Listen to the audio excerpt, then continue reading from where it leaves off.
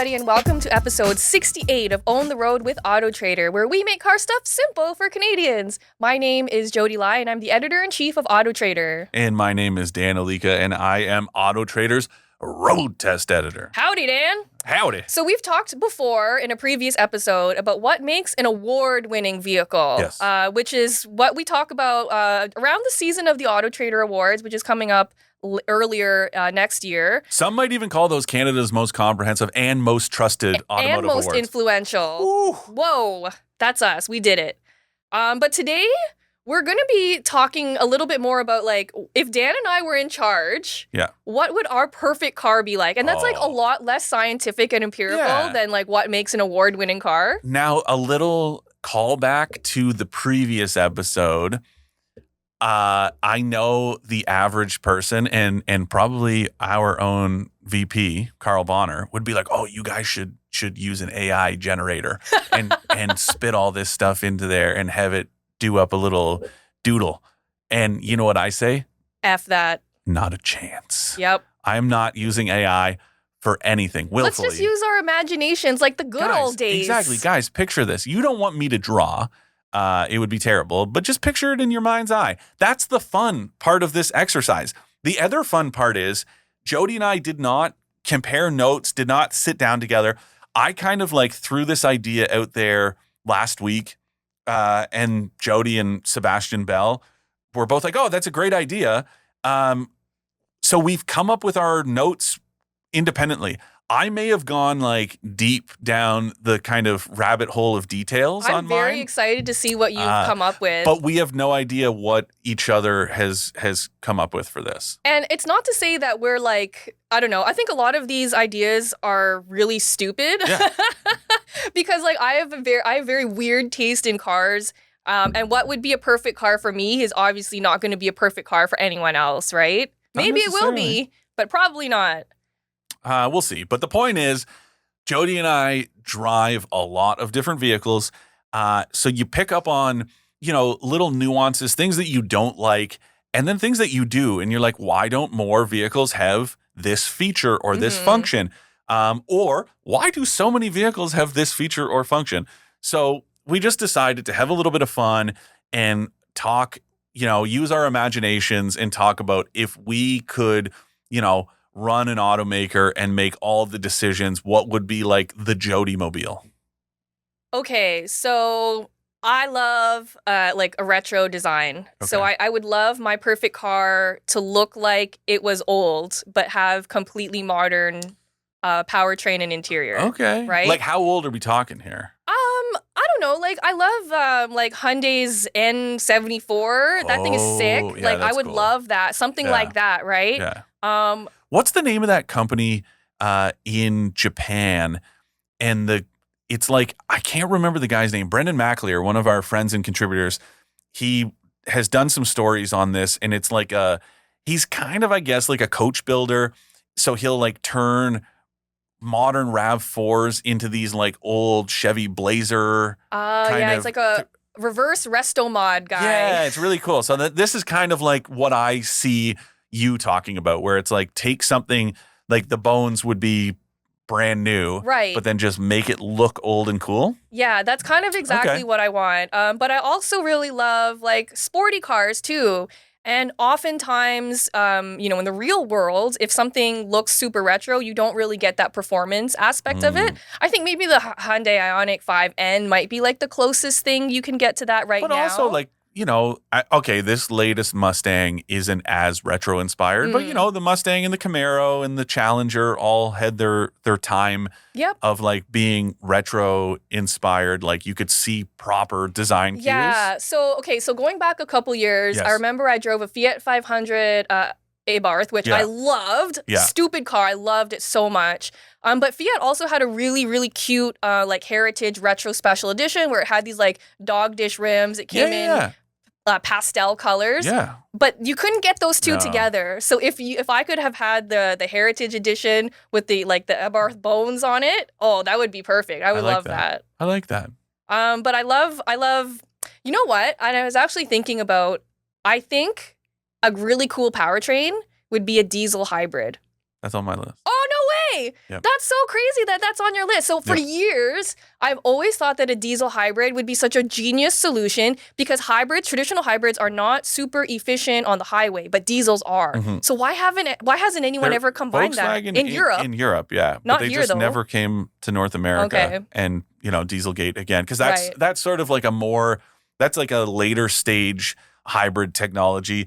By this point, 2015, 2016 is Dieselgate blew up and it just ruined everything. I mean, so I really like diesels. Both Dan and I drive diesels currently, but I love diesels because of that like instantaneous torque that you get, but also combined with a hybrid system, I feel like it would be so much fun. Yeah. And it would really like scratch that kind of like performance itch, but also satisfy my needs for something more efficient as well. You'd get all that like low end torque. Yeah. But it would be super efficient. Yeah, that was on my list. That's amazing. Yeah. Someone put us in charge. Yeah.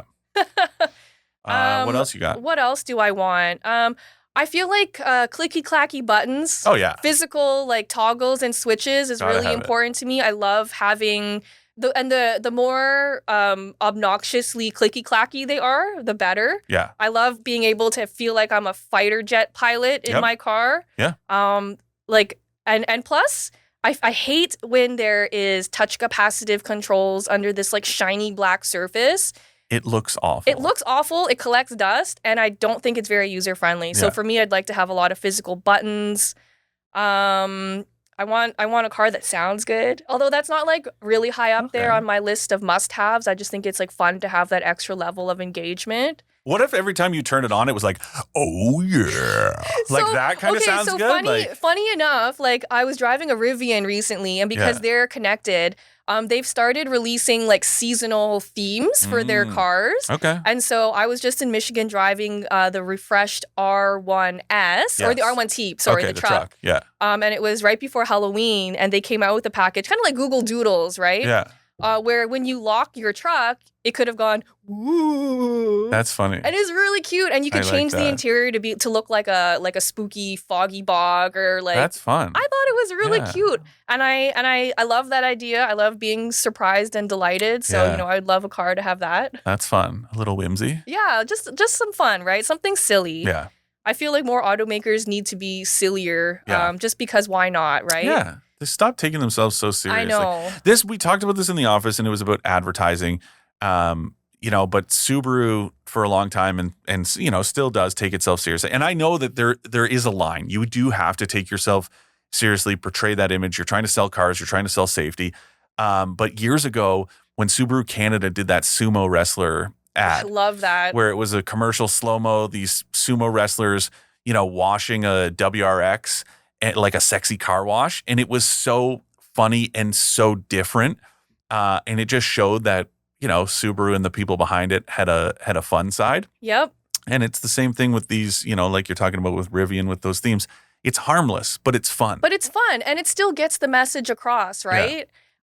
And I don't know, I miss being surprised and delighted by automakers, That's why I love when they put in stuff like Easter eggs. Like, it's just showing you that the designers are having a little bit of fun with it. Yeah. It's fun for people to discover, car design doesn't have to be so serious. I thought that the Mercedes, when you could ask Mercedes questions and some of the answers to them, like, hey, Mercedes, tell me a joke. And it was like, oh, I don't have German a sense of humor. engineers don't fool around or something like that. No, I was like, my I don't have a sense of humor. My engineers are German, or like, That's cute. there's no joking when it comes to safety. Yeah. And I just thought it was like funny to put those in there. Again, a brand that takes itself very seriously, but was like, hey, why not just have a little fun with it? So. I mean, even when Porsche came out with the 911 Dakar, right? Mm-hmm. A lot of journalists hated the fact that it said Rough Roads on it instead of Rothmans, right? Yeah, but how do you put? First of all, licensing anything.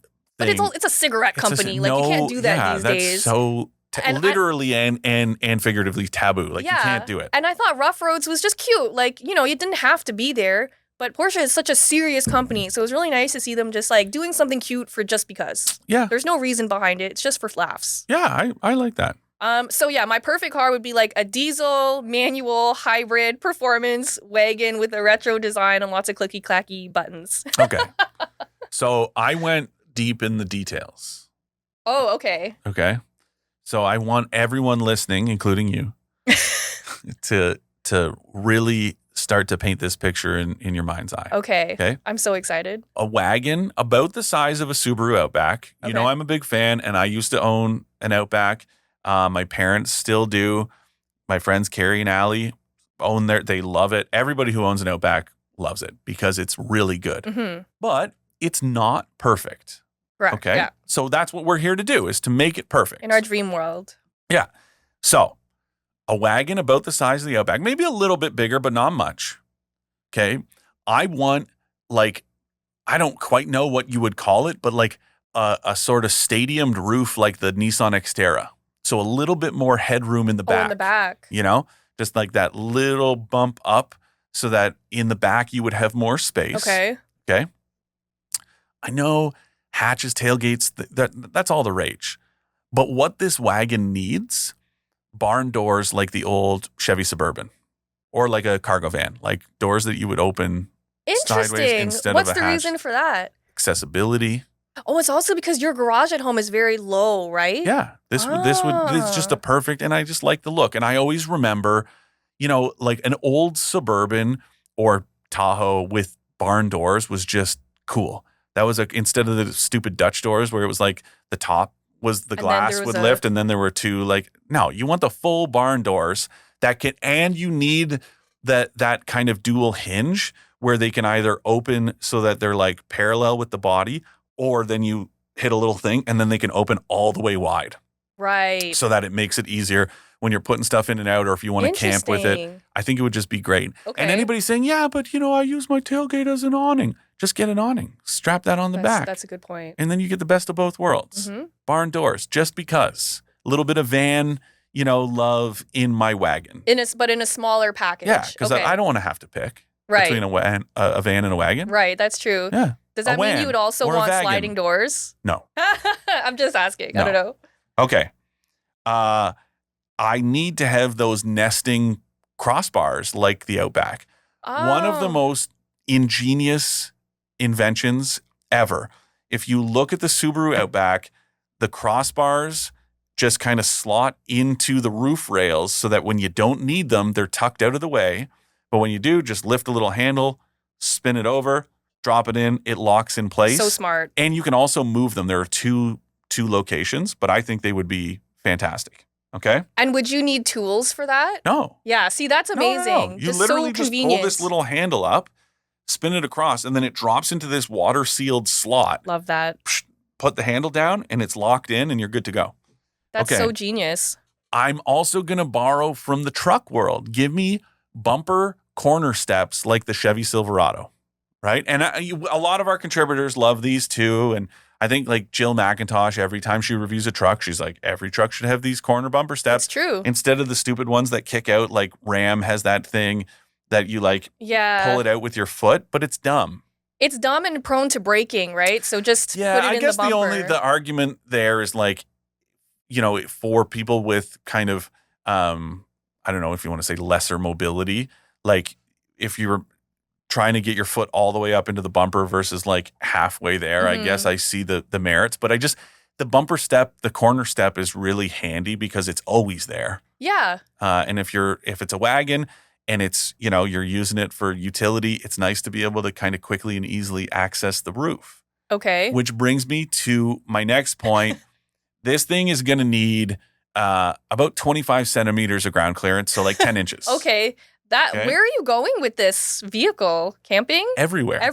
Everywhere. You're basically building yourself like a dream overlanding rig. Why not? Yeah, but that's still, you know. I love it. It's you know. This is your dream world, so exactly. You do you. Yeah. Exactly. You're all just living in it. And so that's what I would like to see.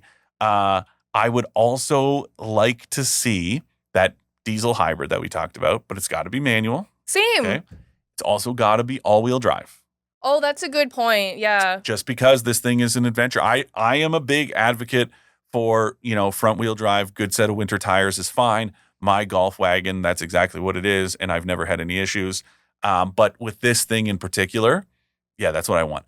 Cool. I also want a little bit of body cladding, almost like, you remember the Citroen C4 Cactus or any of the Cactus models? Oh, those little air bubbles. Yeah. So that way, and I think a little bit about like the Honda Element. because the element, the whole point of the plastic on it was that you could lean your bike against it and not scratch the paint. Which is so important for you because you're an avid mountain biker. So I would love to see that, but with more of, a little bit more. I know a lot of it is like for the look, but I think it's kind of cool. You have that. It's practical too. Exactly. Yeah. Nobody can door ding your car. Love that. It's genius, right? Okay. Stepping inside. Okay. First of all, you talked a lot about the gloss plastic. I want textured plastic on the dash, the doors, the console, stuff that's scratch resistant, right? Also looks good, hides dust, no fingerprints. Very durable. Great. Exactly. Got to have that. Easy to clean. Exactly. Also got to have 40-20-40 split folding back seats. That's so specific. I told you we're getting into it. Because Subaru doesn't have that. No. Mazda and Volkswagen and a few luxury brands are the only ones that still do this, right? So it's a very European thing that you have 2 outboard seating positions. The middle section folds down so you could fit skis if you're weird enough to ski. I don't like winter sports. So you could fit long items down the middle and still have 4 full seats Just inside. makes it way more practical. But like with Mazda, I want dual purpose because I also want handles in the back to lower the seats. This is a big thing that, not very many vehicles have, is that let's say you've got some big item that you need to put in the back and you're like, oh, it doesn't fit. Got to fold down the seats. You have to like put it down, walk to either door and pull the handles on the seat backs. Subaru has these handles that you pull. In the trunk. But then in that case, it folds in a 60-40. So it's like a dual, hinged dual purpose back seat. 60-40 when you need it, 40-20-40 when you need it, which is way more practical. Genius. I also want Ford's security keypad on my driver's door. Oh, interesting, because when you're out biking, you don't want to carry your keys. Exactly. Got to keep the weight light. Exactly. Well, and just you don't want to lose them. That would be terrible, right? Yep. So you put it, I used to call it was like the water park pass. Right. Where you would okay, I can lock all my stuff in here, just like put my little key code. The crazy thing is, that is an open patent. So more people should be using this. Any automaker could implement this pass. And some of them are trying with like your smartwatch and whatever, but it's like, it's not as simple, easy, or foolproof. And and you don't have to charge it. It's just a pin code. Hit your little pin code, and I think it would be a great idea. That's a great idea. And it would be perfect for my dream vehicle. It's like a very simple but elegant solution. Yes. Yeah. Okay. Getting into the infotainment, Google-based, because we all know Google automakers. Automakers don't, we've talked about it before. Automakers don't know how to make a user interface when it comes to touchscreen, and neither do I. That's why I would turn to Google. Defer to the experts. They could do it. But I want Apple CarPlay, right? Because Androids are weird.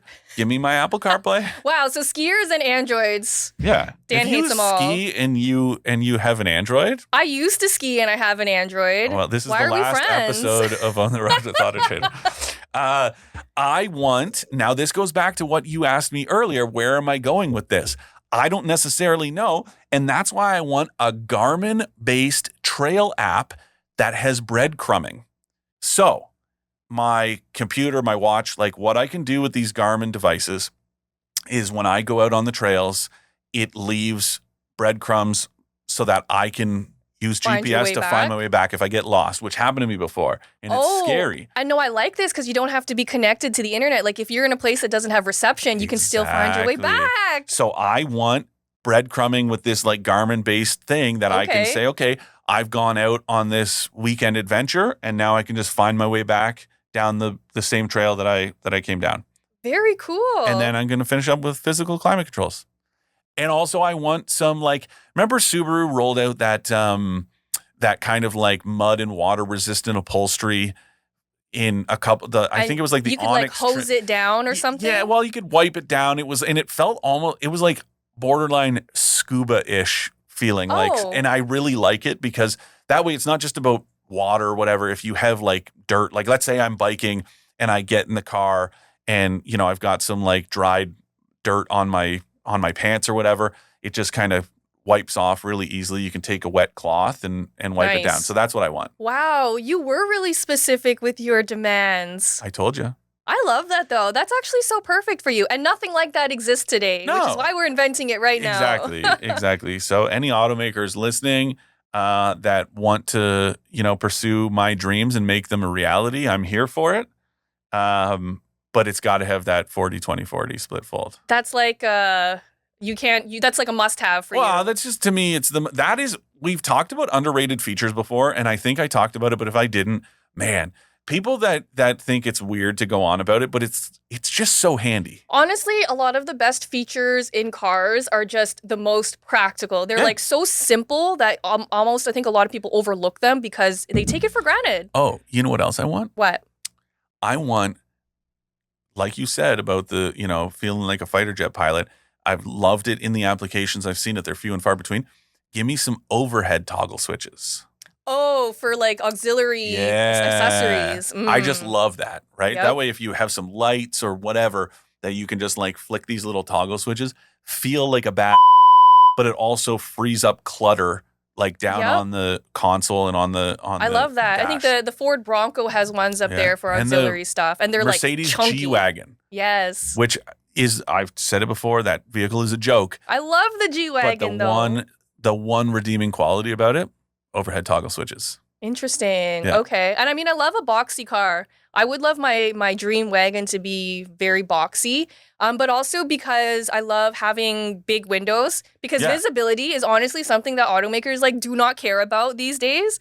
They give us these like chunky pillars and these tiny slanting windows you can't see anything out of. The funny thing for this though is I can't stop picturing, and I want to, but I can't like shake it out of when I was going, coming up with all these ideas, that I saw like the old like 80s Toyota Tercel wagon, the 4-wheel drive wagon from back in the day. And I'm like, that's not what I want it to look like, but kind of. Yeah. Just kind of like a bigger version of that, but it's got to have that stadium roof. I don't know why like the Ford Bronco Sport has just a little tiny like I think kick. Because if it gets any bigger, it looks ugly. Like it looks like a hunchback. Are you saying the Xterra was ugly? Because I thought it looked cool. But I mean, think of what's that weird, is it like some kind of Fiat that they have in Europe that looks kind of like an insect? And they use it a lot for taxi cabs because it has that massive hump in the back. The Multipla or whatever the Fiat Multipla. Yeah. Yeah, I mean, execution is everything. It's got to be done right. Yeah. That's why I need to be in charge. That's true. I'll do it right. You'll do it right. You should be in charge. And there have been some others that have had that kind of look. And because I even remember when I was a kid, the first time we went to Scotland, seeing these kind of quirky, like, cargo wagons. Mm-hmm. And I was like, what are these? Like, we don't have these in Canada. And I was so fascinated because I'm like, they make so much sense. I know. Right? And I remember like the Royal Mail service had these little like Ford wagons, but they were panel vans. Cool. And I was like, this is genius. And your mind was blown. You're like, why don't we get these in Canada? And now here we are. That was in 1995. Wow. Here we are 19 years later. And we're still talking about it. It's all coming full circle. And I'm just recreating that, but more practical with a 40-20-40 split folding rear seat. Okay, interesting. It's got to be long enough for me to sleep in. Don't forget. My Outback, I could. Because you're camping in it. Yeah. I could sleep in my Outback. And then I tried to sleep in my Golf wagon, and it was like a little cramped. Okay, so in your dream car, where would you mount your bike? That's the only problem. So it would probably end up still having to be on the back. Like a trailer mounted or a hitch mounted one. But the cool thing is like Thule and a bunch of brands that make them, because I know the first thing people are going to say is, oh, Dan, your barn doors, this doesn't work. But it does, because these hitch bike racks, you hit a little lever and then you can tilt the bike down, and it's at like a 30-degree angle. So there would be more than enough room for those doors to open.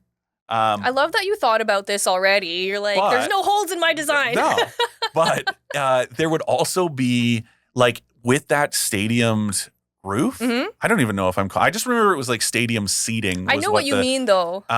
With the roof being the way that it is, I might, because I know like a crossover, like a, Toyota RAV4 or a Subaru Forester, I could like take the front wheel off the bike. And with my dropper post with the seat down, it can stand up in the back because it's just the rear wheel that you have to worry about. So I think with my design, with the roof being the way that it is, it might So be the more best room of for both. people and your bike. Yeah. Dual purpose. I It's love the that. dream. So practical. It's the dream. I would love to see this come into reality. Yeah, me Like, too. this is so cool. And it better not be like Carl with just an AI tool. He's doing it right now. As he's listening to this episode, he's going to be like, guys, look at what I created. And then you're going to be happy, but also very upset because it was AI. Yeah. I'll be like one of those parents when like their kid makes what's a really funny joke, but they have to like be mad at them. Like, because it's like inappropriate. Yeah. That'll be me when Carl shows us this AI generated Dan wagon. I'm going to be like, damn it, Carl. Oh, it's good. And now, would you call it the Dan wagon? I don't know what I would call it. It's your dream world. You can call it whatever you want. Perfect. There you go. Why isn't there's no vehicle out there called the Perfect? The Perfect? Yeah. I'm sure there's something like in Japan that's called the Perfect. The best. Jodi, should we do an episode one day of the all-time greatest car names? Yes. You know the Mazda Bongo Friendly is going to be on there. Or there was like a Mazda Life Force or something.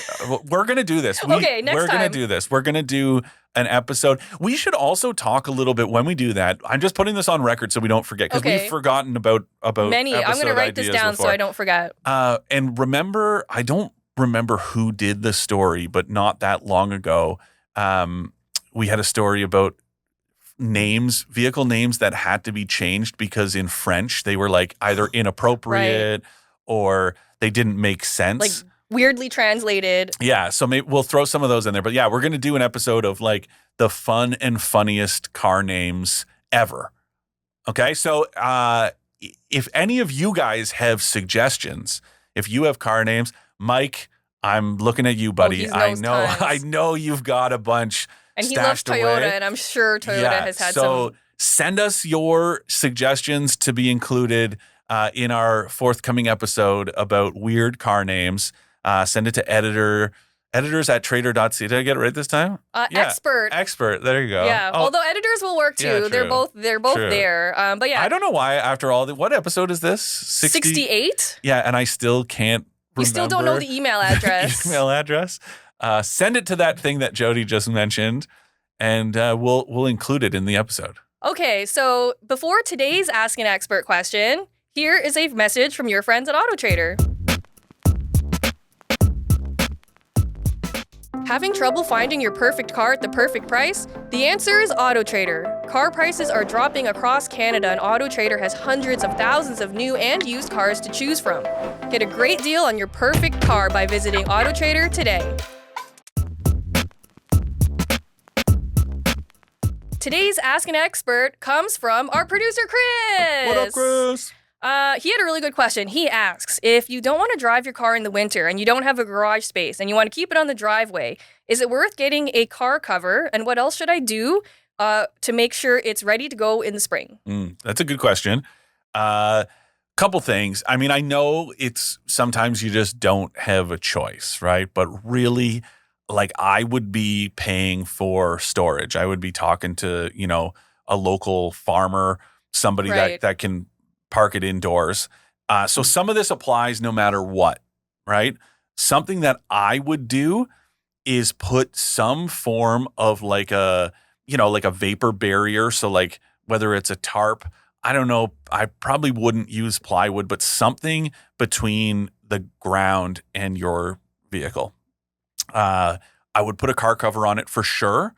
I would be mothballing the various cracks and under the hood, put about because little rodents and they'll be building nests in there. Exactly. And so those mothballs, like just the smell of them will be enough to like keep those critters away.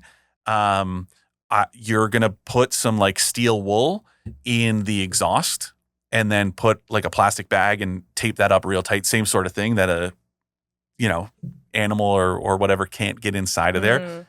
The big one, before you do all of this, though, you're going to go to the gas station. You're going to fill up the tank as full as you can, and then look at the fuel stabilizer bottle, figure out how many, milliliters to put in for how many liters of gas. Put that fuel stabilizer in, especially when you're parking it outdoors, where that moisture in the atmosphere from the snow, from the rain, that is going to try to get into your fuel system.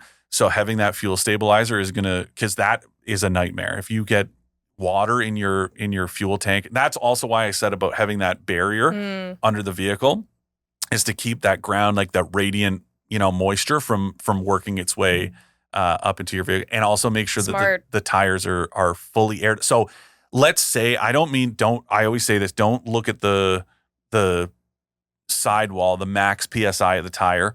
Look in your door jamb. There's a little label that will tell you the recommended air pressure for your vehicle, but just max out that air pressure. So if it's 32 PSI, just make sure all the tires are topped up. And yeah, just that's kind of it to me. I mean, would it be worth... And a car cover. I think I said that. Yeah, you said a car cover, but what about a trickle charger for the battery?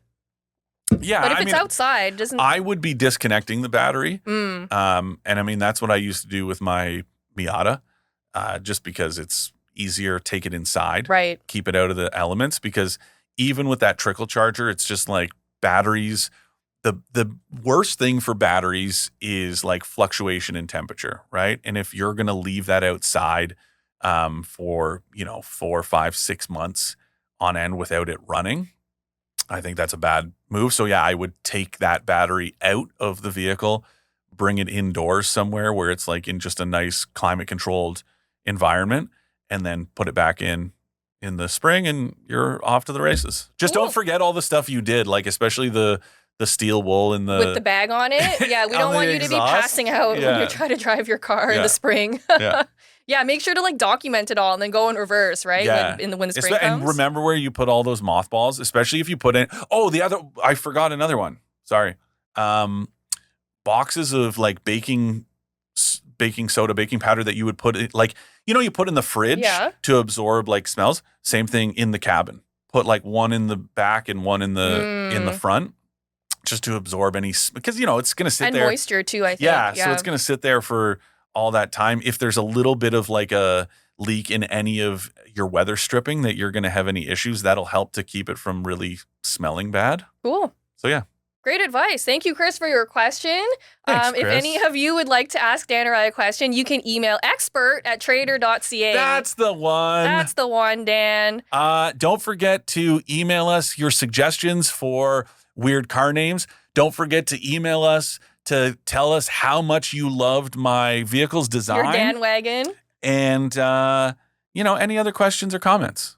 Yeah, and definitely thank you for tuning in. Make sure to subscribe to the channel. Leave a review for the podcast if you liked it, because that stuff really helps us out. But this was such a fun episode. Thank you for suggesting it, Dan. Yeah, it was good. It was good. Yeah, you're so satisfied now. You're like, I'm a genius. I liked it. Yeah, that was good stuff. Drive safe, and we'll see you all next time. Bye, guys.